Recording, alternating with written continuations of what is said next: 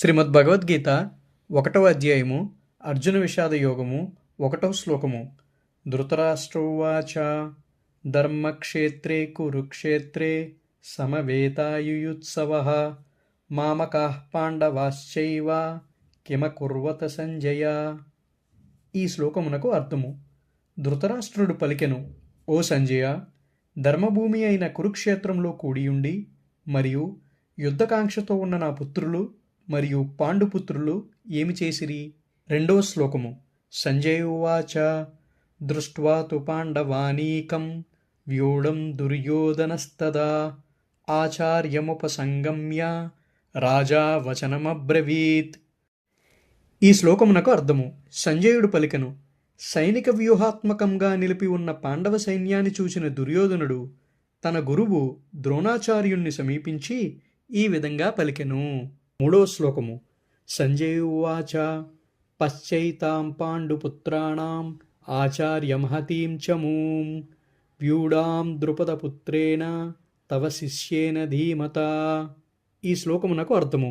దుర్యోధనుడు ఇలా అన్నాడు, గౌరవనీయులైన గురువర్య, ద్రుపదుని పుత్రుడైన ప్రతిభావంతుడైన మీ శిష్యుడిచే అత్యంత వ్యూహాత్మకంగా నిలుపబడిన ఈ పాండవుల మహాసైన్యాన్ని చూడుము.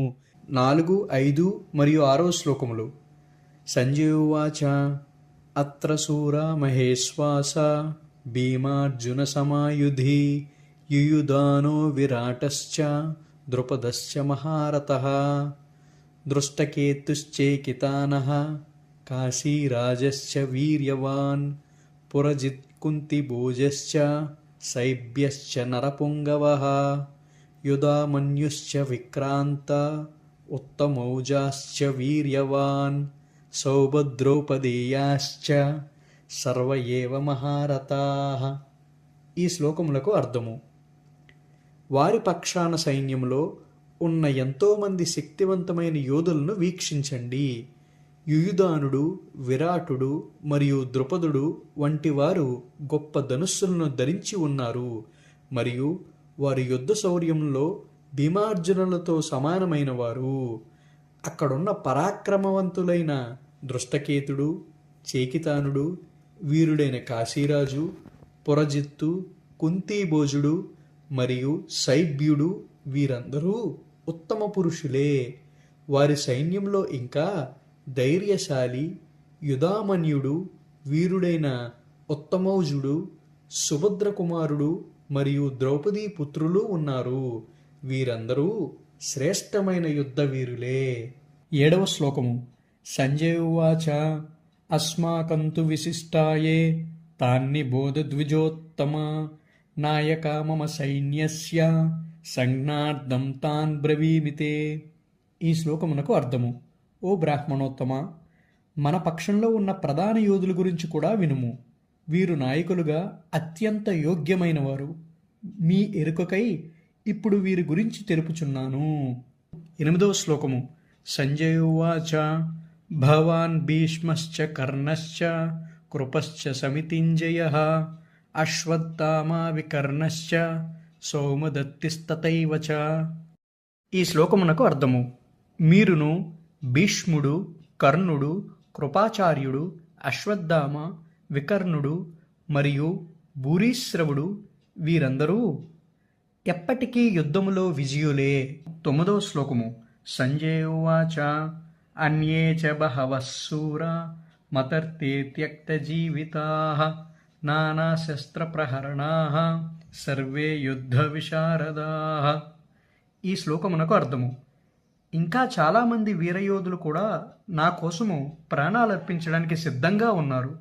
వీరందరూ యుద్ధ విద్యలో ప్రావీణ్యం కలవారు మరియు అనేక రకములైన ఆయుధములు కలిగి ఉన్నారు. 10వ శ్లోకము. సంజయ ఉవాచ అపర్యాప్తం తదస్మాకం బలం భీష్మాభిరక్షితం పర్యాప్తం త్వదమేతేషాం బలం భీమాభిరక్షితం. ఈ శ్లోకమునకు అర్థము. మన సైనిక బలము అపరిమితమైనది మరియు మనం భీష్మ పితామహుడిచే రక్షింపబడుతున్నాము. కానీ భీముడిచే జాగ్రత్తగా ఏర్పాటు చేయబడి రక్షింపబడుచున్న పాండవ సైన్యము పరిమితమైనది. 11వ శ్లోకము. సంజయ ఉవాచ అయనేషు చ సర్వేషు యథా భాగమవస్థితాః భీష్మమేవాభిరక్షन्तు భవంతః సర్వ ఏవ హి. ఈ శ్లోకమునకు అర్థము: కావున కౌరవ సేనా నాయకులందరికీ మీ మీ వ్యూహాత్మక స్థానాలను పరిరక్షిస్తూ భీష్మ పితామహుడికి పూర్తి సహకారం అందించమని పిలుపునిస్తున్నాను. 12వ శ్లోకము. సంజయ్ ఉవాచ తస్య సంజనయన్ హర్షం కురు వృద్ధః పితామహః సింహనాదం వినద్యోచైః శంఖం దద్మౌ ప్రతాపవాన్. ఈ శ్లోకమునకు అర్థము: అప్పుడు కురువృద్ధుడు మహోన్నత మూలపురుషుడైన భీష్మ పితామహుడు సింహంలా గర్జించాడు మరియు తన శంఖాన్ని పెద్ద శబ్దంతో పూరిస్తూ దుర్యోధనుడికి హర్షమును కలుగజేసెను. 13వ శ్లోకము. సంజయ్ ఉవాచ తతః శంఖాశ్చ భేర్యశ్చ పనవానక గోముఖాః సహసైవాభ్యహన్యంత సశబ్దస్తు ములోభవత్. ఈ శ్లోకమునకు అర్థము: ఆ తరువాత శంఖములు, ఢోళ్ళు, ఢంకాలు, భేరీలు మరియు కొమ్ము వాయిద్యములు ఒక్కసారిగా మ్రోగినవి మరియు వాటినన్నిటినీ కలిసిన శబ్దము భయానకముగా ఉండెను. 14వ శ్లోకము. సంజయ్ ఉవాచ తతః శ్వేతైర్హ్య ఐర్యుక్తే మహతి స్యందనే స్థితౌ మాధవః పాండవశ్చైవ దివ్యౌ శంఖౌ ప్రదద్మతుః. ఈ శ్లోకమునకు అర్థము: ఆ తరువాత పాండవ సైన్యము మధ్యలో నుండి తెల్లని గుర్రములు పూంచి ఉన్న ఒక అద్భుతమైన రథంలో కూర్చుని ఉన్న మాధవుడు మరియు అర్జునుడు తమ దివ్య శంఖములను పూరించారు. 15వ శ్లోకము. సంజయ్ ఉవాచ పాంచజన్యం హృషీకేశో దేవదత్తం ధనంజయః పౌండ్రం దద్మౌ మహాశంఖం భీమకర్మావృకోదరః. ఈ శ్లోకమునకు అర్థము: హృషీకేశుడు పాంచజన్యం అనబడే శంఖాన్ని పూరించాడు మరియు అర్జునుడు దేవదత్తాన్ని పూరించాడు. గొప్పగా భుజించేవాడు, అత్యంత కష్టాసాధ్య కార్యములను చేయునట్టి భీముడు పౌండ్రం అనబడే బ్రహ్మాండమైన శంఖమును పూరించెను. 16వ శ్లోకము. సంజయ్ ఉవాచ అనంత విజయం రాజా కుంతీపుత్రో యుధిష్ఠిరః నకులః సహదేవశ్చ సుఘోషమణి పుష్పకౌ. ఈ శ్లోకమునకు అర్థము: కుంతీపుత్రుడు రాజు అయిన యుధిష్ఠిరుడు అనంత విజయము అను శంఖమును, నకుల సహదేవులు సుఘోష మణిపుష్పకములు అను శంఖములను పూరించిరి. 17 మరియు 18వ శ్లోకములు. సంజయ్ ఉవాచ కాశ్యశ్చ పరమేశ్వాసః శిఖండీ చ మహారథః దృష్టద్యుమ్నో విరాటశ్చ సాత్యకిశ్చాపరాజితః ద్రుపదో ద్రౌపదేయాశ్చ సర్వసః పృథివీపతే సౌభద్రశ్చ మహాబాహుః శంఖాన్ దద్ముః పృథక్ పృథక్. ఈ శ్లోకములకు అర్థము: గొప్ప విలుకాడైన కాశీరాజు, మహారథుడైన శిఖండి, దృష్టద్యుమ్నుడు, విరాటుడు, అజేయుడైన సాత్యకి, ద్రుపదుడు, ద్రౌపది యొక్క 5 కుమారులు, భుజబలము కలవాడు, సుభద్రాపుత్రుడు అయిన అభిమన్యుడు వీరందరూ తమ తమ శంఖములను పూరించారు. 19వ శ్లోకము. సఘోషోదార్తరాష్ట్రాణం హృదయాని వ్యదారయత్ నభశ్చ పృథవీం చైవ తుములో వ్యనునాదయన్. ఈ శ్లోకమునకు అర్థము: ఓ ధృతరాష్ట్ర, ఆ భీకరమైన శబ్దానికి భూమి ఆకాశములు దద్దరిల్లెను. అది మీ తనయుల హృదయాలను బ్రద్దలు చేసెను. 20వ శ్లోకము. సంజయ్ ఉవాచ అత వ్యవస్థితాన్ దృష్ట్వా దార్తరాష్ట్రాన్ కపిధ్వజః ప్రవృత్తే శస్త్ర సంపాతే ధనురుద్యమ్య పాండవః హృషీకేశం తదా వాక్యం ఇదమాహ మహీపతే. ఈ శ్లోకమునకు అర్థము: ఆ సమయంలో తన రథం జెండాపై హనుమంతుని చిహ్నం కలిగి ఉన్న పాండుపుత్రుడు అర్జునుడు తన ధనుస్సును తీసుకున్నాడు. సమరానికి ఎదురుగా నిలిచి ఉన్న మీ పుత్రులను చూసి, ఓ రాజా, అర్జునుడు శ్రీకృష్ణుడితో ఇలా అన్నాడు. 21 మరియు 22వ శ్లోకములు. అర్జునోవాచ సేనయోరుభయోర్మధ్యే రథం స్థాపయమేచ్యుత యావదేతాన్నిరీక్షేహం యోద్ధుకామానవస్థితాన్ కైర్మయా సహ యోద్ధవ్యం అస్మిన్ రణసముద్యమే. ఈ శ్లోకములకు అర్థము: అర్జునుడు ఇలా అన్నాడు, ఓ అచ్యుత అనగా శ్రీకృష్ణ, దయచేసి నా రథాన్ని 2 సైన్యాల మధ్యకి తీసుకువెళ్ళుము. ఈ మహాపోరాటంలో రణరంగంలో నిలిచియున్న ఎవరెవరితో యుద్ధం చేయవలసి ఉన్నదో నేను చూడాలి. 23వ శ్లోకము: అర్జునోవాచ యోత్స్యమానావవేక్షేహం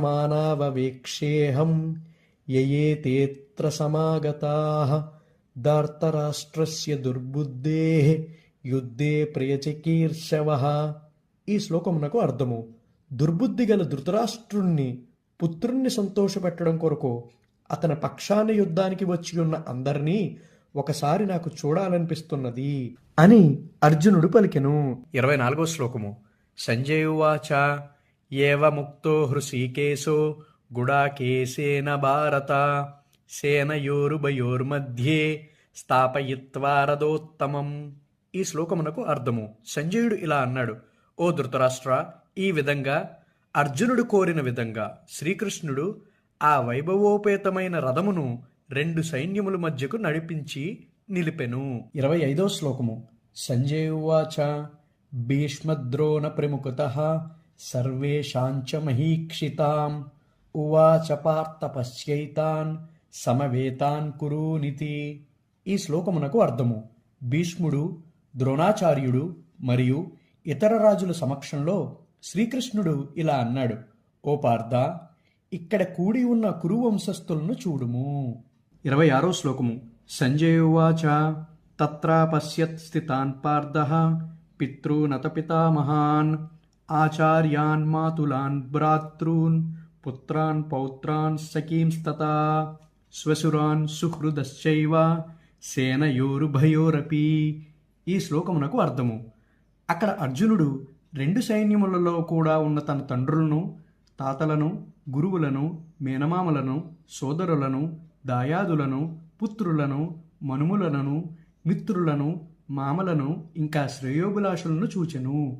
27వ శ్లోకము: సంజయువాచ తాన్ సమీక్ష్య స కౌంతేయః సర్వాన్ బంధూనవస్థితాన్ కృపయా పరయావిష్టో విషీదన్నిదమబ్రవీత్. ఈ శ్లోకమునకు అర్థము: అక్కడ ఉన్న తన అందరు బంధువుల్ని చూసిన కుంతీపుత్రుడు అర్జునుడు కారుణ్యంతో నిండినవాడై తీవ్ర విచారానికి లోనయ్యి ఈ విధంగా పలికెను.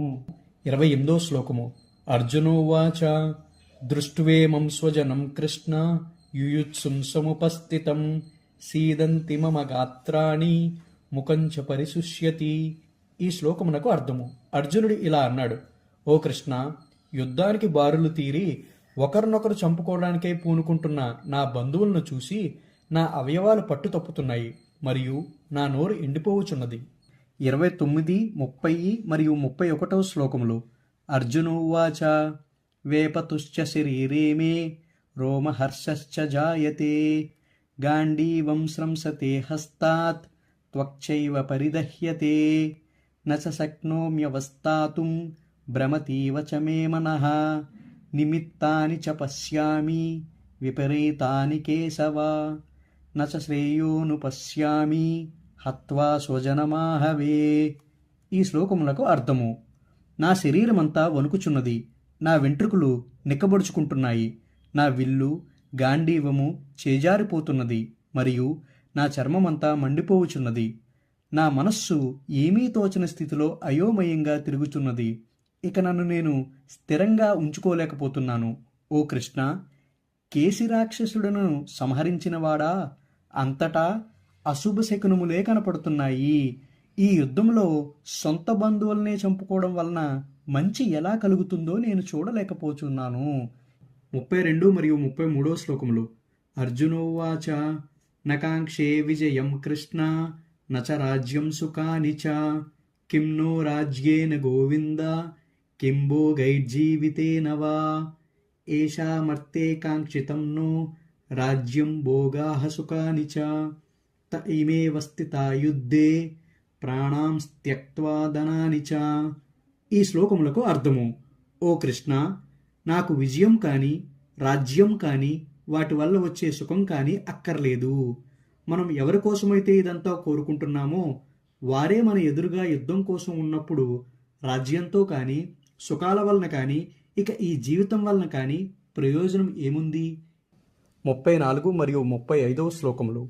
అర్జునోవాచ ఆచార్యా పితరః పుత్రా స్తతైవ చ పితామహాః మాతులాః శ్వశురాః పౌత్రాః శ్యాలాః సంబంధినస్తతా ఏతాన్న హంతుమిచ్చామి జ్ఞతోపి మధుసూదన అపి త్రైలోక్యరాజ్యస్య హేతోః కిం ను మహీకృతే.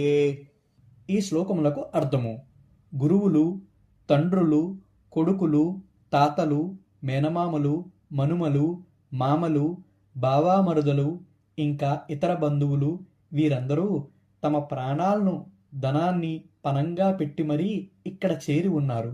ఓ మధుసూదన, నా మీద వారు దాడి చేసినను నేను వారిని సంహరింపను. ధృతరాష్ట్రుని పుత్రులను సంహరించినను ఈ భూమండలమే కాదు ముల్లోకాలపై ఆధిపత్యం సాధించినా సరే ఏం తృప్తి ఉంటుంది మనకు? 36 మరియు 37వ శ్లోకములు. అర్జునోవాచ నిహత్యదార్త రాష్ట్రాన్నః కా ప్రీతి స్యాజ్జనార్దన పాపమేవాశ్రయేదస్మాన్ హత్వైతానాతతాయినః తస్మాన్నార్హా వయం హంతుం దార్తరాష్ట్రాన్ స్వబాంధవాన్ స్వజనం హి కథం హత్వా సుఖినః శ్యామ మాధవ. ఈ శ్లోకములకు అర్థము: ఓ జనార్దన, అనగా సర్వభూతముల సంరక్షకుడు, పోషకుడు అయినవాడా, ధృతరాష్ట్ర తనయులను చంపి మనం ఎలా సంతోషంగా ఉండగలము? వారు దుర్మార్గపు దురాక్రమణదారులైనా వారిని సంహరిస్తే మనకు పాపం తప్పకుండా చుట్టుకుంటుంది. కాబట్టి స్వంత దాయాదులైన ధృతరాష్ట్రుని పుత్రులను మరియు స్నేహితులను చంపడం మనకు తగదు. ఓ మాధవ, అనగా కృష్ణ, మన సొంత వారినే చంపుకుని మనం సుఖంగా ఎలా ఉండగలము? 38 మరియు 39వ శ్లోకములు. అర్జునోవాచ యద్యప్యేతేన పశ్యంతి లోభోపహతచేతసః కులక్షయకృతం దోషం మిత్రద్రోహే చ పాతకం కథం న జ్ఞేయమస్మాభిః పాపాదస్మాన్నివర్తితుం కులక్షయకృతం దోషం ప్రపశ్యద్భిర్జనార్దన. ఈ శ్లోకములకు అర్థము: వారి ఆలోచనలు, అనగా కౌరవసేన ఆలోచనలు దురాశచే నిండిపోయి బంధువులను సర్వనాశనం చేయడంలో గాని లేదా మిత్రులపై విశ్వాసఘాతుకత్వం చేయడంలో గాని వారు దోషం చూడడం లేదు. కానీ ఓ జనార్దన, అనగా కృష్ణ, మనవారినే చంపటంలో ఉన్న దోషాన్ని చక్కగా చూడగలిగిన మనము ఈ పాపపు పని నుండి ఎందుకు తప్పుకోకూడదు? 40వ శ్లోకము. అర్జునోవాచ కులక్షయే ప్రణశ్యంతి కులధర్మాః సనాతనాః ధర్మే నష్టే కులం కృత్స్నం అధర్మో బిభవత్యుత.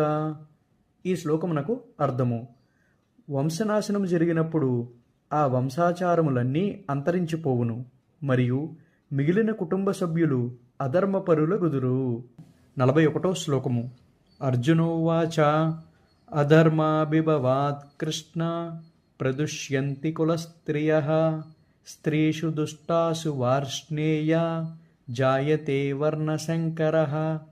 ఈ శ్లోకమునకు అర్థము: దుర్గుణాలు ప్రబలిపోవడం వలన ఓ కృష్ణ కులస్త్రీలు నీతి తప్పిన వారు అగుదురు మరియు స్త్రీల యొక్క అనైతిక ప్రవర్తన వలన ఓ వృష్ణివంశస్థుడా అవాంఛిత సంతానం జన్మిస్తారు. 42వ శ్లోకము. అర్జునోవాచ శంకరో నరకాయైవ కులగ్నాం కులస్య చ పతంతి పితరో హ్యేషాం లుప్తపిండోదక క్రియాః. ఈ శ్లోకమునకు అర్థము: అవాంఛిత సంతానం పెరగడం వలన కులమునకు కులనాశనము చేసిన వారికి కూడా నరకము ప్రాప్తించును. శ్రాద్ధ తర్పణములు లుప్తమైన కారణముగా ఆ భ్రష్టు పట్టిన వంశపూర్వీకులు కూడా పతనమవుదురు. 43వ శ్లోకము. అర్జునోవాచ దోషైరేతైః కులజ్ఞానాం వర్ణశంకరకారకైః ఉత్సాద్యంతే జాతిధర్మాః కులధర్మాశ్చ శాశ్వతాః. ఈ శ్లోకమునకు అర్థము: కుటుంబ ఆచారము నాశనం చేసి అవాంఛిత సంతానము పెంపొందడానికి కారణమైన వారి దుష్టచేష్టల వలన అనేక సామాజిక కుటుంబ సంక్షేమ ధర్మములు నశించిపోవును. 44వ శ్లోకము. అర్జునోవాచ ఉత్సన్నకుల ధర్మాణం మనుష్యాణం జనార్దన నరకే నియతం వాసో భవతీత్యనుశుశ్రుమ. ఈ శ్లోకమునకు అర్థము. ఓ జనార్దన అనగా కృష్ణ, కులాచారములను నాశనం చేసిన వారు నిరవధికముగా నరకములోనే ఉంటారని నేను పండితుల నుండి వినియున్నాను. 45 మరియు 46వ శ్లోకములు. అర్జునోవాచ అహోబత మహత్పాపం కర్తుం వ్యవసితా వయం యద్రాజ్యసుఖలోభేన హంతుం స్వజనముద్యతాః యది మామ ప్రతీకారం అశస్త్రం శస్త్రపాణయః దార్తరాష్ట్రారనే హన్యుః తన్మే క్షేమతరం భవేత్. ఈ శ్లోకమునకు అర్థము. అయ్యో, ఎంత ఆశ్చర్యం! దారుణమైన పరిణామాలు కలుగజేసే ఈ మహాపాపం చేయడానికి మనం నిశ్చయించాము. రాజ్యసుఖములపై కాంక్షతో మన బంధువులనే చంపడానికి సిద్ధపడ్డాము. ఆయుధాల చేతిలో ఉన్న ధృతరాష్ట్రుని పుత్రులు ఆయుధాలు లేకుండా ప్రతిఘటించకుండా ఉన్న నన్ను యుద్ధభూమిలో చంపేసినా సరే అది దీనికంటే మేలే. 47వ శ్లోకము. సంజయ ఉవాచ ఏవముక్త్వార్జునః సంఖ్యే రతోపస్థ ఉపావిశత్ విసృజ్య సశరం చాపం శోక సంవిఘ్నమానసః. ఈ శ్లోకమునకు అర్థము. సంజయుడు పలికెను. ఈ విధంగా పలికిన అర్జునుడు దీనస్థితిలో తీవ్ర శోకసంతప్తుడయ్యి తన బాణాలను ధనుస్సును పక్కన జారవిడిచి రథంలో కూలబడ్డాడు. ఇది ఈ శ్లోకమునకు అర్థము. శ్రీమద్ భగవద్గీత అను 1వ అధ్యాయము అర్జున విషాదయోగము ఇంతటితో ముగిసినది. ఓం నమః.